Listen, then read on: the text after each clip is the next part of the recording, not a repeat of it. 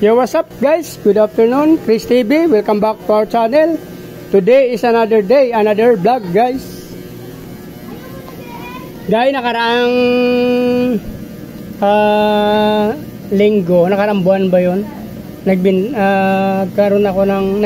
ako doon sa pet shop guys ng aking mga feeder, saka mga tiger mosaic, saka yung basta yung mga kuhan ka, all in all to guys, nakapagbigay ako doon ng mga 100 mahigit, no. So ngayon itatry natin to yung ating crayfish doon, kung magkano kuha nila. Kung magkataon na magkasundo kami sa presyo guys, iiwanan ko to doon yung 11 piraso guys, pero 10 ang pagbabayaran ko dito. Yan o, malaki na yung isa o. Yan pinakamalaki, 11 yan guys, pero 10 lang ang ating kukunin sa kanya.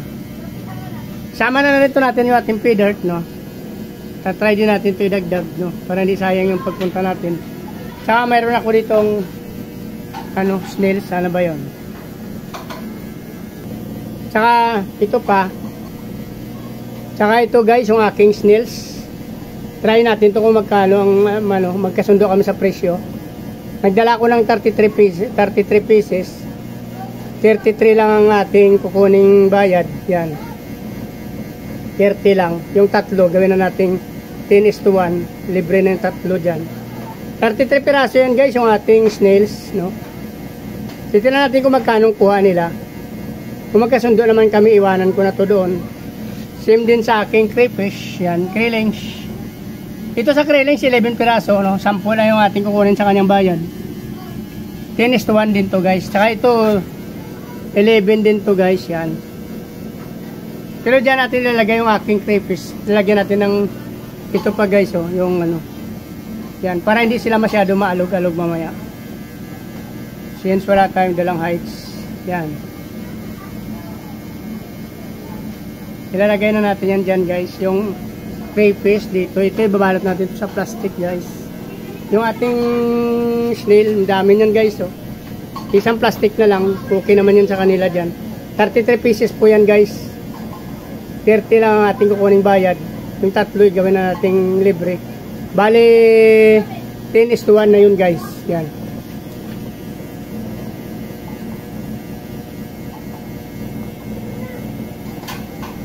No. Sana wag masyadong baratin para magkasundo kami guys.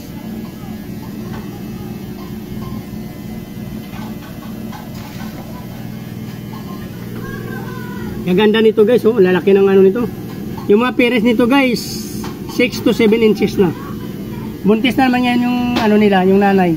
Kaya hiniwalay na natin yung kanyang tatay, no. Yun nga yung pinakita natin sa unang video ko doon. Si Giant Shrek yung tawag ko doon sa aking pinakamalaki na male. Ang pinakamalaki na female si Fiona. Buntis siya ngayon guys. So ito na lang guys, dito na lang muna. Titingnan natin kung magpa-video sila doon. Update ko na lang kayo. Dito na lang guys, kung natapos nyo itong gustuhan ang video na to guys, please like, follow, subscribe sa aking YouTube channel, Chris TV. Isama nyo na rin guys yung notification bell para updated kayo sa mga video na in-upload natin araw-araw. Pa-follow nyo na rin ang aking Facebook page, Chris Molyeno guys. Maraming salamat at mabuhay kayo hanggang gusto nyo. Bye-bye!